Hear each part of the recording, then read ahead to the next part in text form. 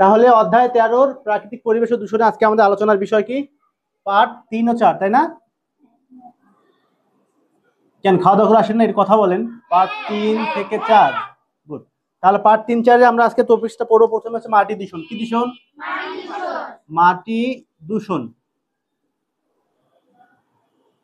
আচ্ছা, দূষণ বলতে আমরা কি বুঝি বলেন তো? কেউ বলতে পারবেন একজন? দূষণ বলতে আমরা বুঝি যে যার উপস্থিতিতে আমাদের পরিবেশের উপর মারাত্মক প্রভাব পড়ে। এবং হ্যাঁ, পরিবেশের উপর কি পড়ে? মারাত্মক প্রভাব পড়ে বা ক্ষতি হয় বা একটা বিরক্তিকর অবস্থা তৈরি হয়, সেটা হচ্ছে দূষণ। সেটা কি? দূষণ। দূষণ নানাভাবে হতে পারে, মাটি হতে পারে, পানি হয়ে হতে পারে, বায়ু হতে পারে, কিন্তু আজকে আমাদের আলোচনার বিষয় হচ্ছে মাটি দূষণ। কি দূষণ? তাহলে মাটি কিভাবে দূষিত হয় এটা নিয়ে আজকে আমরা আলোচনা করব। একটু মনোযোগ দাও সবাই, একটু বইয়ের দিকে দেখো। এখানে বলছে যে আমাদের জীবন ধারণের জন্য মাটি অত্যাবশ্যক। তাহলে আমাদের জীবন ধারণ মানে কি? আমাদের বেঁচে থাকার জন্য একদম আমরা যে ছোট থেকে একদম মৃত্যুর আগ পর্যন্ত বা মারা যাওয়ার পরেও আমাদের কোথায় ঠিকানা হয়? মাটিতে, তাই না? তাহলে মাটি আমাদের জীবনের সঙ্গে একদম ওতপ্রোতভাবে জড়িত। ওতপ্রোতভাবে কি জড়িত?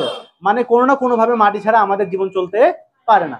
আমরা চলাফেরা করতেছি, হাঁটা চলাচল করতেছি, বাজারে যাচ্ছি বা আমাদের কাজগুলো, দৈনন্দিন কাজগুলো করতেছি, সব কাজগুলোর ভিতরেই কিসের অবদান আছে? মাটির অবদান। ঠিক আছে? এখন যে এখানে বলা আছে যে মাটিতে বিভিন্ন ফসল ফলে। বিভিন্ন কি ফলে? মাটিতে বিভিন্ন রকমের ফসল ফলে, ধান, গম, পাট, ভুট্টা, যা বলো না কেন, প্রত্যেকটা ফসল কোথায় জন্মে? মাটিতে জন্মে। এখন তুমি বলতে পারো ছাদেও তো হয়, কিন্তু ছাদেও কিন্তু মাটি থাকে। মানে মাটির উপস্থিতি ছাড়া এগুলো জন্মানো সম্ভব নয়।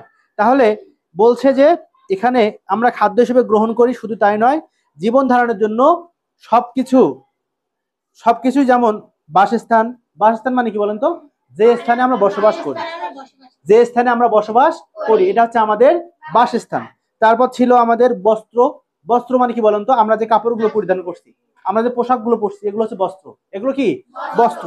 তারপর আছে ঔষধ, যেগুলো আমাদের জীবন বাঁচানোর ক্ষেত্রে ব্যবহার করা হয়, বা অসুস্থতা হলে আমরা যে ওষুধগুলো, যে জিনিসগুলো খাই, এগুলো কি আমাদের বলেন তো? ঔষধ। এবং এই যে আমরা উদ্ভিদের উপর নির্ভরশীল, তাও মাটিতে জন্মায়। এই মাটিকেও আমরা বিভিন্নভাবে দূষিত করছি, যার ফলে মাটির উর্বরতা নষ্ট হচ্ছে। এখন মাটিতে কিভাবে দূষিত করছি আমরা চিন্তা করো। তাহলে মাটির কাজগুলো কি হচ্ছে? মাটির কাজ হচ্ছে আমাদের দৈনন্দিন জীবনের কাজগুলোকে সহজ করে দেয়া, ফসল ফলানো থেকে শুরু করে সেই ফসলগুলো জন্মানোর পর সেগুলো আবার আমাদের খাবারের তালিকায় যোগ হয়, তাই না? এখন আমরা কি করছি? আমরা খাওয়া দাওয়া করার সময় আমাদের চিপসের প্যাকেট বা যে কোনো ফলের খোসা, হ্যাঁ, প্লাস্টিক জাতীয় যে জিনিসগুলো আমরা যেখানে সেখানে যত্র ফেলে দিচ্ছি, দিচ্ছি না? তাহলে এই পলিথিনটা বা এই প্লাস্টিকটা কি করতেছে? মাটির সঙ্গে মিশে যাচ্ছে। মিশে যাচ্ছে বলতে কি? মাটির তলদেশে যাচ্ছে, কিন্তু মাটির সঙ্গে কখনো একবারে পুরোপুরি মিশতেছে না। তার মানে পলিথিনটা কখনোই ধ্বংস হয় না বা নষ্ট হয় না।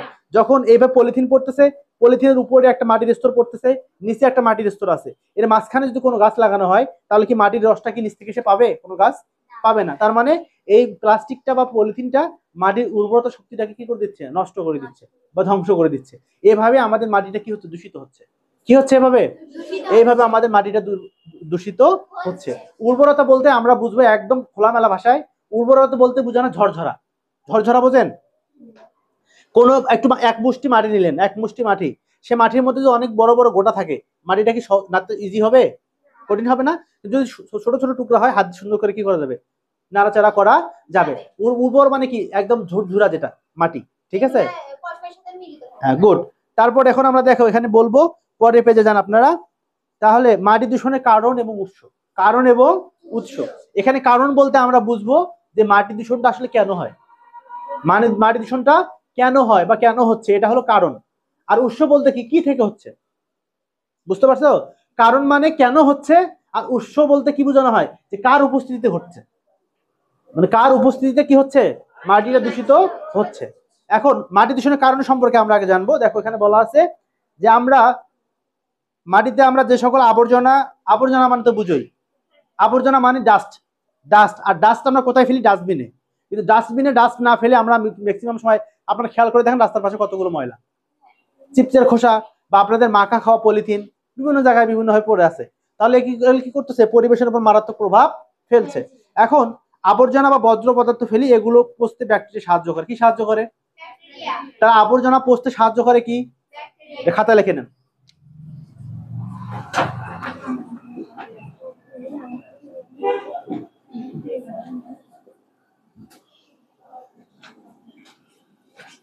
আবর্জনা পচতে সাহায্য করে?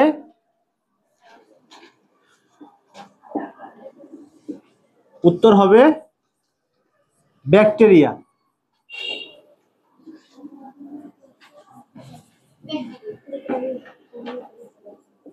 তাহলে আবর্জনা পচতে সাহায্য করে আমাদের কি? ব্যাকটেরিয়া। ব্যাকটেরিয়া আমাদের আবর্জনা পচতে সাহায্য করে। আচ্ছা, মনে করেন একটা মাছ, আমরা কিন্তু মাছ এমন একটা প্রাণী যে মাছটা আমরা কি করতে পারি বলতো? মাছটা কিন্তু মরলেও খাওয়া যায়। মানে মাছ যখন মৃত্যুবরণ করে, মাছ যখন মারা যায়, মৃত মাছটা কিন্তু খাওয়া যায়, তাই না? কিন্তু অন্যান্য প্রাণী কি মৃত্যু করে খাওয়া যায়? মুরগি এটা মরলে আমরা খাই, বা আমরা যদি গরু খাই, গরু মারা গেলে আমরা খাই না। কিন্তু মাছ কি করি আমরা? মাছ মারা গেলেও আমরা মাছটা কি করি? আমাদের খাবারের তালিকায় যোগ করি। এখন এই মাছটা কোনো কারণে মনে করো মারা গেছে, মানুষের লোক চক্ষুর আড়ালে এমন এক জায়গায় পড়ে আছে যেখানে মানুষের চোখ পড়েনি, মানুষ দেখেনি, যেখানে একটা মাছ আছে। তাহলে মাছটা যখন পড়ে থাকবে একদিন 2 দিন, যখন 2 দিন পার হয়ে যাবে, 3 দিনের দিন দেখবা ওই মাছের গায়ে ছোট ছোট ছোট ছোট ক্ষুদ্র ক্ষুদ্র কিছু পোকা উঠবে। বুঝতে পারছেন? ছোট ছোট ক্ষুদ্র ক্ষুদ্র কিছু পোকা আসবে। এই পোকাটাই মূলত পক্ষে ব্যাকটেরিয়ার কাজটা করে। এই পোকায় কি করবে? হ্যাঁ, এই পোকাটা কি করবে? ওই মাছটাকে পচতে সাহায্য করবে। ঠিক তদ্রুপভাবে মানুষ, আমরা যখন মারা যাওয়ার পরে আমাদের দেহটা মাটির সঙ্গে যখন থাকবে, তখন এখানে কি ছোট ছোট পোকা, এই ক্ষুদ্র ক্ষুদ্র ব্যাকটেরিয়া গুলো এসে আমাদের শরীরটাকে পচায় ফেলবে, এবং পচানোর পরে আস্তে আস্তে চামড়াগুলো খেয়ে ফেলবে। খাওয়ার পরে হাড্ডিগুলো পর্যন্ত কি হয়ে যায়? ভিনিশ হয়ে যায়। তাহলে চিন্তা করে দেখেন এই ব্যাকটেরিয়াটা কি রকম মানে ক্ষতিকর একটা প্রাণী, যেগুলো কি করে? আমাদের শরীরের বিভিন্ন রকমের অঙ্গ প্রত্যঙ্গের ক্ষতি সাধন করে থাকে ব্যাকটেরিয়া। তাহলে ব্যাকটেরিয়ার প্রধান কাজটাই হচ্ছে এই আবর্জনাকে পচতে সাহায্য করা। আচ্ছা, এখন দেখেন, এছাড়া যার ফলে এগুলো মাটির সঙ্গে মিশে যায়, এছাড়াও আজকাল আমরা এমন সব দ্রব্যাদি ব্যবহার করছি যেগুলো মাটিতে পচে না, যেমন কাঁচ, পলিথিন, প্লাস্টিক, যেগুলো আমি বললাম। কাঁচ কি করে না? মাটিতে কখনোই পচে না। আবার প্লাস্টিক বা পলিথিন এগুলো কি হয় না? কখনো মাটিতে পচে না। এই সকল অপচনশীল মানে বলেন তো, যে হ্যাঁ, যে দ্রব্যগুলো বা যে বস্তুগুলো মাটিতে পচে না সচরাচর, সেগুলোকে বলা হয় অপচনশীল। কি বলা হয়? অপচনশীল। এখন দেখেন, উদ্ভিদের স্বাভাবিক বৃদ্ধিতে প্রতিবন্ধকতা সৃষ্টি করে। ওই যে বললাম প্রতিবন্ধকতাটা কি, মনে করেন এই যে মাটির স্তর, এটা মাটির স্তর।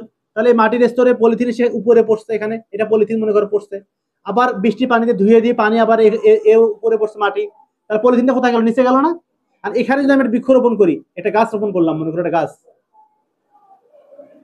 এই গাছ রোপণ করলাম, এই গাছটা এখানে মাটিতে, তার নিচে যে পলিথিনটা আছে, এই পলিথিনটার কারণে গাছ কি তার খাদ্য শোষণ করতে পারবে? মূল থেকে পানি শোষণ করতে পারবে? যথেষ্ট পরিমাণে পারবে না। কাজেই উদ্ভিদের বৃদ্ধিতে স্বাভাবিকভাবে ব্যাহত হবে বা প্রতিবন্ধকতা তৈরি করবে। এই জন্য আমরা পলিথিন, যত পলিথিন কি করবো না, মাটিতে যেখানে সেখানে ফেলে দিব না। আমরা এক জায়গায় নির্দিষ্ট করে রেখে দিব। আমাদের যেদিন প্রয়োজন শেষ আমি রেখে দিলাম, আমার মনে হচ্ছে যে এগুলো আমাদের আর কাজে লাগবে না, তখন আমি আগুন লাগাই দিয়ে সবগুলো কি করবো? পুড়িয়ে ফেলবো। তাহলে এটা পরিবেশের ক্ষতি করবে না। ওই যে আমি একটা কথা বলছিলাম যে তুমি যদি পুরো দেশকে একবার পরিবর্তন করতে চাও, পুরো দেশকে তুমি একবার পরিবর্তন করতে পারবে না, আগে নিজেকে পরিবর্তন করতে হবে। বুঝতে পারছো? আমি ওকে বললাম যে তুমি কেন পলিথিন ফেলতেছো মানে যেখানে সেখানে, ওকে আগে বলার প্রয়োজন নাই। আগে তুমি নিজেকে শুধরাও। তুমি নিজে মনে করো, নিজে নিজে আজকে থেকে সিদ্ধান্ত নাও যে আমি আজ থেকে রাস্তাঘাটে কোথাও এক টুকরা পলিথিনও ফেলবো না। এইভাবে সিদ্ধান্ত নাও, দেখবে আস্তে আস্তে তুমি বন্ধ করো, তোমার দেখা দেখে আর 2-3 জন বন্ধ করবে। কিন্তু আগে নিজে থেকে শুরু করতে হবে। তাহলে পুরো দেশকে তুমি বদলাতে পারবে, আগে নিজেকে বদলাইতে। বুঝতে পারছো? আচ্ছা, দেখো এখানে বলা আছে যে এসব জিনিস ছাড়াও মাটিকে আমরা বিভিন্নভাবে দূষিত করছি। এদের মধ্যে রয়েছে বিভিন্ন আবর্জনা সহ কৃষিকাজে ব্যবহৃত রাসায়নিক সার, কীটনাশকের ব্যবহার, শিল্প কারখানার বজ্র ইত্যাদি। তাহলে এই যে আমরা পাইলাম যে মাটি দূষণের কারণ, মাটি দূষণের মূলত পক্ষে কারণগুলো হচ্ছে যে আমরা যত্রতত্র পলিথিন ফেলে দিচ্ছি, এগুলোর কারণে আমাদের পরিবেশটা কি হচ্ছে? দূষিত হচ্ছে। অর্থাৎ আমাদের মাটিটা কি হচ্ছে? মাটিটা দূষিত হচ্ছে বা মাটি দূষণ হচ্ছে। তাহলে মাটি দূষণ এটা কারণ গেল। তাহলে উৎস কি কি? উৎস হচ্ছে বিভিন্ন রকম পলিথিন, প্লাস্টিক, আবার রাসায়নিক সার, কীটনাশক, বিভিন্ন শিল্প কারখানার বজ্র পদার্থ এসে আমাদের মাটিতে পড়তেছে। এগুলো কি এভাবে কি হচ্ছে? আমাদের পরিবেশটা দূষিত হচ্ছে। যেমন তোমাদের গোবিন্দগঞ্জের কথাই বলি, গোবিন্দগঞ্জের এই পাম্প পার হয়ে রাস্তার এখানে ব্রিজ যে আছে, ব্রিজের পাশে দেখবো ময়লার ভাগার দেওয়া আছে, দেখছো তোমরা? অনেকগুলো ময়লা আবর্জনা নিয়ে ওখানে মানে স্তূপ করে রাখা হচ্ছে। গন্ধ না? বাজে গন্ধ। শুধু গন্ধই না, ওখানকার মাটিটাকে কি করতেছে? ওই যে দূষিত করছে, এবং এই গন্ধটা এই বাতাসে মিশে যাচ্ছে, বায়ুতে মিশতেছে, এই মিশে যাওয়ার পর বায়ু দূষণ হচ্ছে। বুঝতে পারছেন? আচ্ছা, তাহলে আমাদের পার্ট 3, 4 মাটি দূষণ সম্পর্কে কারো কোনো প্রশ্ন আছে? সবাই বুঝতে পারছো? এখন আমরা পড়বো পাঠ 5-6, পাঠ 5 থেকে 6। এটার নাম হচ্ছে কি বলুন তো? এটার নাম হচ্ছে পানি দূষণ। কি দূষণ? পানি দূষণ। এখন কেউ একজন আমাকে বলে দিতে পারবেন দূষণটা কি? কেউ কি বলতে পারবেন দূষণটা কি? সিনা বলো তো দূষণ কি? পারবা? পারবা না? বসো। কেউ কি বলতে পারবা দূষণ কি? একটু আগেই তো আমি বললাম যে পদার্থগুলোর উপস্থিতিতে বা যার উপস্থিতিতে আমাদের পরিবেশের উপর একটা মারাত্মক প্রভাব পড়ে বা পরিবেশের ক্ষতি হয়, সেগুলো হচ্ছে দূষণ। সেগুলো কি হচ্ছে? দূষণ। এই দূষণটা নানাভাবে হতে পারে। নিচে আমাদের যে টপিকটা আজকে আলোচনা হবে পানি দূষণ। কি দূষণ? পানি দূষণ। পানি একটা খুব ইম্পর্টেন্ট একটা টপিক আমাদের জীবনে। এই পানি ছাড়া শুধু আমরা না, পৃথিবীতে কোনো জীব বাঁচতে পারে না, এমনকি উদ্ভিদ বাঁচতে পারে না। আমরা জানি পানির সংকেতটা কি বলেন তো? H2O। H2O এটা হলো আমাদের পানির সংকেত, খাবার পানি। তাহলে আমরা পানিটাকে আমাদের খাবার হিসেবে ব্যবহার করি। আর এই পানিটা যদি দূষিত হয়, সেক্ষেত্রে আমাদের নানা রকমের সমস্যায় আমরা পড়ি। যদি দূষিত পানি তুমি পান করো, তোমার ডায়রিয়া হতে পারে, আমাশয় হতে পারে, পেট ভুটভাট করে না, এরকম নানা ধরনের রোগ হতে পারে। এখন আমরা আজকে পানি দূষণটা পড়বো, একটু দেখে নাও তোমরা, মনোযোগ দাও, বইয়ে দেখো। বর্তমানে পৃথিবীতে সুপেয় পানির অভাব দেখা দিয়েছে। সুপেয় মানে কি বলুন তো? খাওয়ার উপযোগী। সুপেয় মানে খাওয়ার উপযোগী পানির অভাব দেখা দিয়েছে। পানি ছাড়া জীবন চলে না। পানি ছাড়া কি চলে না? জীবন চলে না। পানি দূষণ আমাদের জন্য একটি বড় চিন্তার বিষয়। তাহলে একটু আগে যেটা বললাম, এই পানির উপর যে আমরা নির্ভরশীল, পানির উপর যে আমরা ডিপেন্ডেন্ট, এই পানি যদি কোনো কারণে দূষিত হয় বা দূষিত হওয়া বেড়ে যায়, তাহলে আমাদের খাবার পানির তীব্র সংকট পড়ে যাবে। শোনেন, যদি আমাদের বন্যার সময় দেখবা না, মাঝে মাঝে বলে বন্যার সময় টিভিতে দেখা যায় যে বিশুদ্ধ খাবার পানির অভাব, আমরা শুনি না? তার মানে ওখানে কি পানির অভাব আছে? পানির কিন্তু কোনো অভাব নাই, পানি বুক পর্যন্ত পানি, কিন্তু বিশুদ্ধ পানির অভাব, মানে খাবার পানির অভাব। আমি যদি ওই বন্যার পানিগুলো খাই, আমি কি সুস্থ থাকবো? কারণ ওখানে ময়লা, রোগ জীবাণু, কাঠ, টয়লেটের কি বিভিন্ন জায়গায় ছড়িয়ে গেছে, যায়নি এভাবে? বন্যার পানিতে ভেসে গেছে, তো ময়লা আবর্জনা গেছে, সে পানি কি আমার খাওয়া উচিত হবে? হ্যাঁ, আমি যদি একান্ত পানি না পাই, ওই পানিটা আমি সংরক্ষণ করে পানি বিশুদ্ধকরণ যে ট্যাবলেটটা আছে, সেই ট্যাবলেটটা ব্যবহার করে নতুবা পানি ফুটিয়ে আমি কি করতে পারি? পান করতে পারি। কিন্তু সেটা অনেক কষ্টসাধ্য ব্যাপার।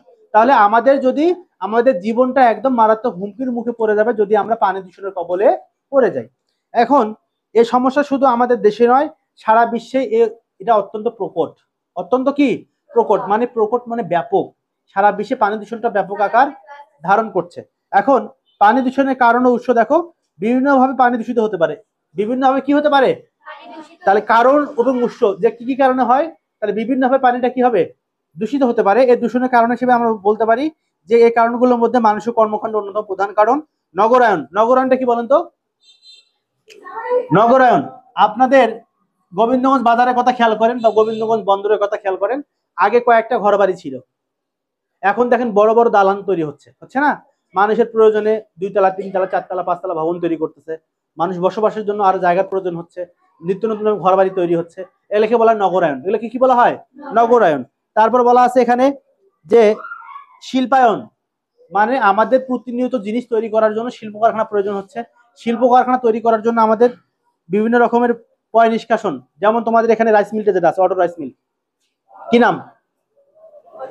গুলশান, মনে নাই? Gulshan rice mill. এই রাইস মিলে দেখবা কিছু বজ্র বা ছাই তোমাদের ওই নদীতে গিয়ে পড়ে, খেয়াল করছো? তাহলে এই যে পয় নিষ্কাশনটা, এই পয় নিষ্কাশন ব্যবস্থাটার কারণে আমাদের কি হচ্ছে? এই শিল্প বর্জ্যটা দিন দিন বেড়েই যাচ্ছে। এখন ফলে পানি দূষিত হচ্ছে। এছাড়া কৃষিজ উপাদান বাড়ানোর জন্য জমিতে জলাশয়ের বিভিন্ন কীটনাশক, রাসায়নিক সার ব্যবহার করা হচ্ছে। এগুলো বিভিন্ন জলাশয় থেকে, নদ নদী থেকে সাগরে পড়ে যাচ্ছে। এখন দেখেন আমরা কি করতেছি? আমাদের জমিতে কীটনাশক প্রয়োগ করতেছি বা সার প্রয়োগ করতেছি, কি জন্য? জমির পোকাকে মারার জন্য, তাই না? এই সারটা আবার কি হচ্ছে? পানিতে মিশে যাচ্ছে, গিয়ে জমি থেকে পুকুরে যাচ্ছে, পুকুর থেকে নদী নালা খাল বিলে যাচ্ছে। এভাবে পানিটা কি হচ্ছে? দূষিত হচ্ছে। এবার দেখো, এছাড়াও বিভিন্ন প্রাকৃতিক কারণে পানি দূষিত হয়ে থাকে। যেমন তোমরা বন্যার কথা শুনেছো, বন্যার ফলে মানুষ, গৃহপালিত পশু পাখির মলমূত্র পানিতে মিশে যায় এবং পানি দূষিত হয়। খাদ্যের উচ্ছিষ্ট বলতে আমরা বুঝবো যে আমাদের খাবার পরে যে অতিরিক্ত অংশটা থাকে, এটা হলো খাদ্যের উচ্ছিষ্ট। এবং বলা আছে ময়লা আবর্জনা, জীবজন্তুর মৃতদেহ, গৃহস্থালী ব্যবহার্য নানা ধরনের পচনশীল বস্তু যেখানে সেখানে ফেলা হয়, এগুলো পচে বিভিন্ন ধরনের জীবাণু সৃষ্টি হয়। এসব বজ্র বৃষ্টি পানির সাথে পুকুর ও নদী জলাশয়ে মিশে কি হয়, আমাদের পানি দূষণের কারণ হয়ে দাঁড়ায়। তাহলে আমাদের আজকে যে টপিক দুটা ছিল, প্রথম টপিকটা ছিল আমাদের পার্ট 3-4 মাটি দূষণ। তাহলে মাটি দূষণ কাকে বলে, মাটি দূষণ কেন হয়, মাটি দূষণের কারণ আমরা জানলাম, এবং এর উৎস কি কি কারণ হয় এটা আমরা জানলাম। তারপর আমরা জানলাম যে আমাদের আবর্জনা পচতে সাহায্য করে কি, ব্যাকটেরিয়া। তারপর আমরা জানলাম পার্ট 5-6 এর পানি দূষণ সম্পর্কে, ঠিক আছে। তাহলে এই যে ডিটেলস যে আলোচনা হলো, এই আলোচনাগুলোর ভিতর থেকে কারো কোনো বুঝতে কোথাও প্রবলেম হয়েছে কিনা, বুঝতে কোনো সমস্যা হয়েছে, বুঝতে সমস্যা হয়েছে কি?